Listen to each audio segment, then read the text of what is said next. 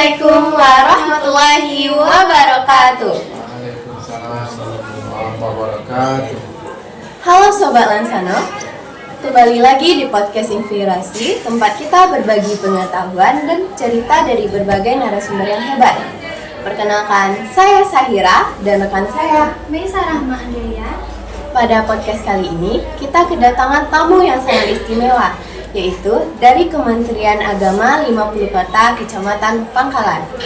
Beliau akan berbagi cerita, wawasan seputar peran Kementerian Agama dalam membentuk generasi muda yang berkarakter dan berakhlak mulia. Wah, pastinya ini topik yang sangat menarik dan relevan banget ya buat kita bahas untuk para pelajar. Karena selain kita belajar ilmu pengetahuan umum di sekolah, kita juga memerlukan nilai-nilai spiritual dan pendidikan karakter agar nantinya kita bisa menjadi generasi muda yang cerdas dan beretika. Jadi langsung saja kita sambut dengan hangat narasumber kita pada pagi hari ini. Assalamualaikum, selamat pagi. Mohon izin Bapak, alangkah baiknya sebelum kita mulai acara, Bapak memperkenalkan diri terlebih dahulu agar kami dapat mengenal Bapak lebih jauh. Terima kasih. Melihat podcast hari ini, kami akan memperkenalkan diri terlebih dahulu. Kata orang tak tahu maka dikenal ya. Kenal maka tak sayang. Nama kami dikasih orang tua Ibu Binti Sari, merupakan kepala KUA akan Pangkalan Pertama. Dan di samping saya ada agama. Ya, saya nama Riri Marjin. Saya bekerja di kantor Kabupaten Kecamatan Pangkalan Kota Baru sebagai pembina agama Islam. Selamat datang Bapak di SMA 1 Pangkalan Kota Baru. Bapak sebelumnya boleh ceritakan cerita inspirasi Bapak mulai dari awal sekolah sampai Bapak menjabat seperti saat ini. Terima kasih pertanyaannya sangat menarik ya. Jadi keberhasilan itu sebenarnya kan dimulai dari proses. Seperti orang kaya, tak mungkin langsung kaya. Pasti dia bekerja, berusaha dengan sekuat tenaga dari nol sampai dia berhasil. Kadang-kadang kita tahu orang itu kenal kan sudah berhasil aja, tapi tanpa melihat proses. Nah, sebenarnya keberhasilan itu kan mulai dari proses yang cukup alot juga kan, dan harus punya fokus yang tinggi. Maka seorang itu bisa berhasil. Kami sendiri ada juga perjuangan yang harus ditempuh ya, mulai dari pendidikan dasar, dari pendidikan tingkat pertama, alia dan terakhir di perguruan tinggi. Dan itu semua memang berproses itu dan perjuangan pengorbanan. Apalagi pendidikan ini belajar itu sangat melelahkan, ya. Sangat melelahkan, harus punya kesabaran. Maka Nabi itu Imam Syafi'i mengatakan keberhasil itu kata Imam Syafi'i ada 5. Ada kecerdasannya, ada waktu luangnya, kemudian ada modal, ya. Karena untuk berhasil itu juga perlu modal ya. Untuk belajar itu juga perlu modal. Kemudian terus bersahabat dengan guru, ya. Ada waktu luang, ada modal, ada kemampuan. Kemudian jangan lupa kita itu harus bersahabat dengan guru atau dengan manusia. Itu yang itu harus kita lakukan sehingga seseorang itu bisa berhasil. Ya. Mungkin itu kenapa? Mungkin proses kita dalam mencapai suatu keberhasilan itu memang panjang. Semua kita akan menjalani mulai dari pendidikan. Kalau ditanya tadi masalah pendidikan itu kita mulai dari pendidikan dasar, kemudian naik ke SPA dan SMA.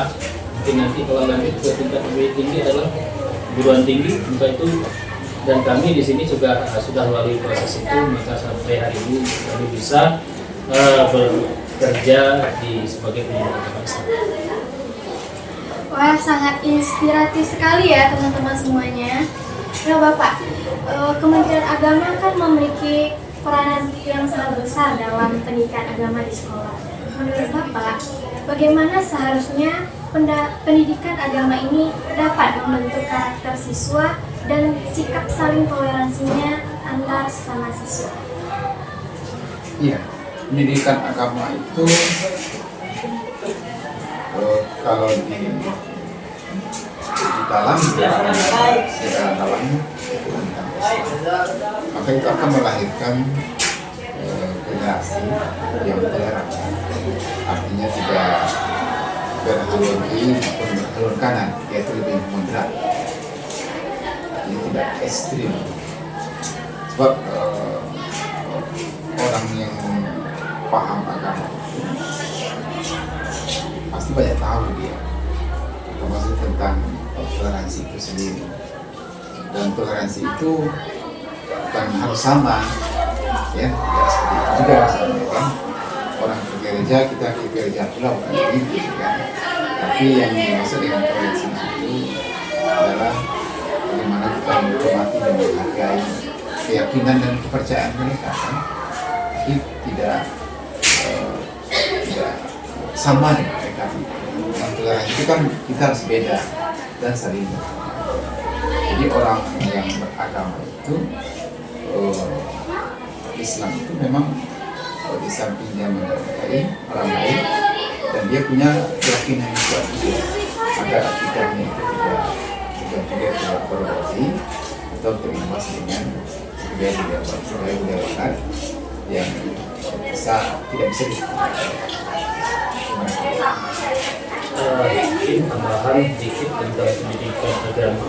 Peran Kementerian Agama dalam pendidikan agama ini sangat besar, terutama bagi generasi muda.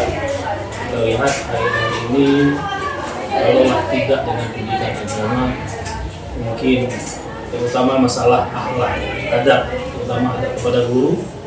Kalau kita lihat hari-hari ini memang kurang, maka disinilah peran Kementerian Agama dalam pendidikan agama, bagaimana anak ini menjadi anak berakhlak dan adab, terutama kepada guru dan kedua orang tua. Boleh diceritakan sedikit Bapak, apa sih peran utama Kementerian Agama di kehidupan masyarakat Indonesia, terutama bagi kami generasi muda seperti saat ini? Peran Kementerian Agama dalam mencetak dan dalam melahirkan generasi yang baik dan generasi kepada remaja ya. Iya. Karena remaja ini ibaratnya tanam subur, apapun yang ditanam di atasnya maka ketika itulah perlu kamplengan, perlu arahan, perlu masukan dan perlu pembinaan khusus dari Kementerian Agama agar anak bangsa ini remaja kita ini yang akan menjadi pemimpin masa yang akan datang ya, tidak berkorban otaknya dengan pemikiran liberal, dengan pemikiran yang sekuler kan? Karena yang kita harapkan itu dan yang kita inginkan dari remaja itu melalui agama. Ketika dia cerdas, ketika dia itu pintar, ada lambangan, tapi juga diharapkan dia itu baik. Jadi bukan saja cerdas, tapi juga baik.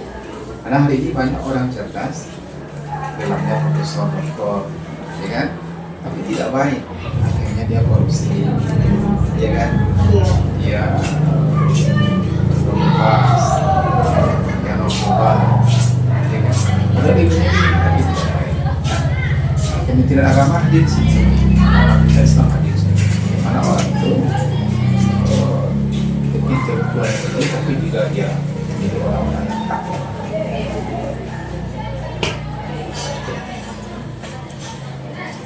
Oh, jadi seperti itu ya Bapak. Nah, anak muda sekarang atau yang kita tahu dengan bahasa kerennya mungkin Gen Z Gen Z, ya. iya. Hidup di zaman atau di era digital yang dimana membawa banyak pengaruh dari berbagai media sosial. Nah, menurut Bapak, bagaimana Kementerian Agama dapat membantu anak-anak muda ini agar tetap bijak dalam beragama di tengah derasnya arus informasi?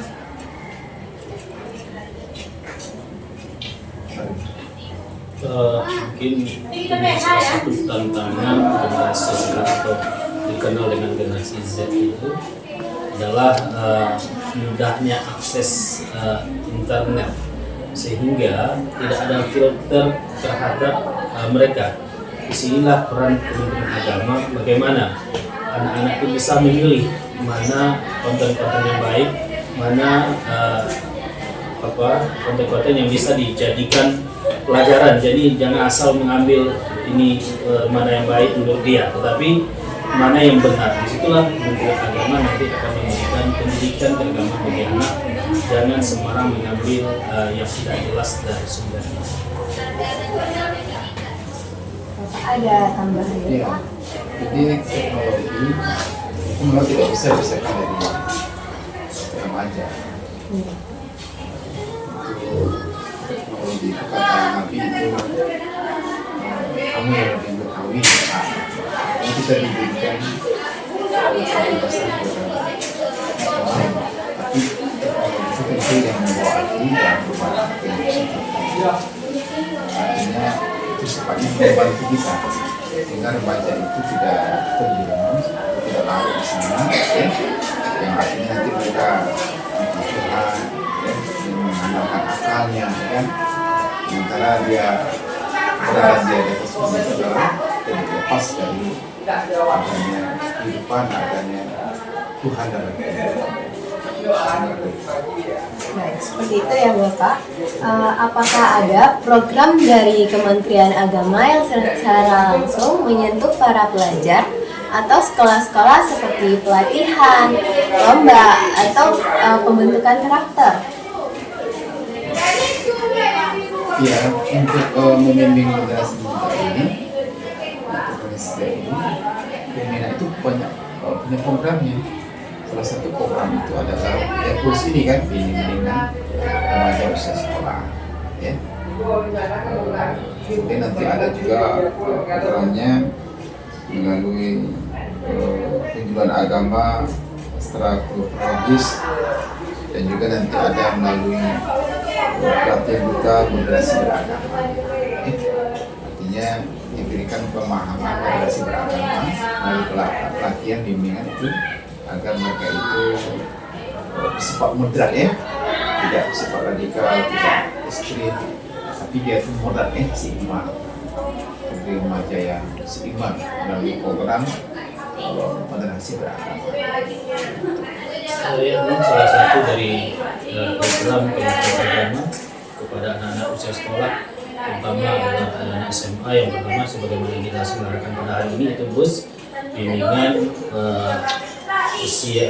pembimbingan usia dini dan usia sekolah, dan salah satunya itu adalah membentuk dari keluarga sakinah. Bagaimana sebelum anak-anak remaja ini melangkah lebih jauh ke jenjang pernikahan, maka diberikan dulu edukasi tentang bagaimana untuk menjadikan keluarga yang sakinah. Itu salah satu kegiatan. Wah, banyak banget ya program dari Kementerian Agama ini. Mungkin yang kita tahu cuma penyuluhan agama aja ya. Iya. Oke. Di SMA 1 Pangkalan ini Pak, kan berasal dari berbagai latar belakang yang beragam. Jadi apa pesan dari Bapak untuk teman-teman yang ada di sini untuk saling menjaga kerukunan? Jadi beragam itu kan semua keluar kan, keberagaman itu semua. Itu tidak bisa dihindari. Ada yang kulitnya hitam, ada yang putih, ada yang sahabatan, gitu kan. Ada Islam, ada Kristen, ada Katolik, Hindu dan Buddha. Itu kan semua beragam. Nah, maka dalam menyikapi keberagaman ini, Islam memberikan standarnya, Islam memberikan arahan. Kata Allah dalam Quran, ya ya nas inna khalaqnakum min dzakarin wa unsa wa ja'alnakum syu'uban wa qaba'ila ta'arafu inna akramakum indallahi atqakum. Jadi Allah itu telah menciptakan kamu dari diri yang satu, laki-laki dan perempuan, dan dari laki-laki dan perempuan itu nanti berkembang banyak kan, jadi suku-suku dan berbangsa-bangsa, berbeda suku, berbeda bangsa. Tapi Allah ciptakan yang beragam itu adalah untuk saling mengenal, saling menyayangi, bukan saling mengingkari, bukan pula saling menjajah, tapi untuk saling menyayangi dan saling membantu. Jadi keberagaman itu ya sunatullah, tidak bisa diingkari. Hanya disitulah kita lakukan prinsip saling mengakui dan saling menghargai, tanpa menghina, tanpa mencaci maki, dan tanpa meremehkan orang lain.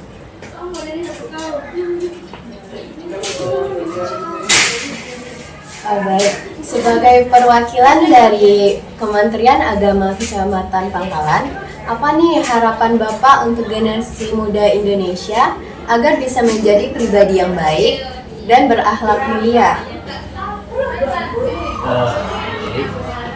Pesan kami dari Kementerian Agama sebagai generasi muda supaya berakhlak yang baik itu yang pertama tentu belajarlah dengan rajin, kemudian terutama dengan kegiatan-kegiatan dalam beragama, pelajari hal-hal tersebut. Kenapa? Karena adab dan keagamaan itu memang dipelajari, tidak bisa secara otodidak. Maka Nabi mengatakan orang yang tidak ada gurunya maka setanlah gurunya. Maka untuk belajar agama itu membutuh seorang guru. Untuk belajar adab itu membutuh seorang guru. Supaya apa? Supaya ada pegangan hidup nanti, supaya mereka ini berakhlak dan akhlak karimah mulia.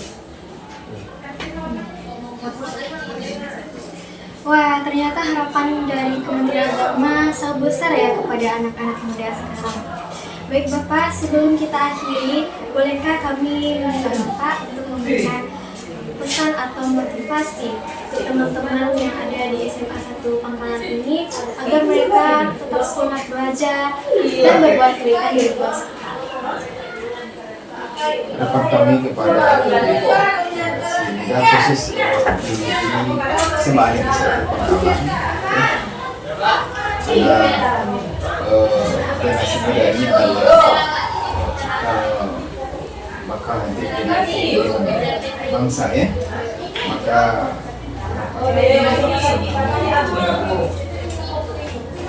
generasi muda khusus yang ada di Semarang terus belajar ya, terus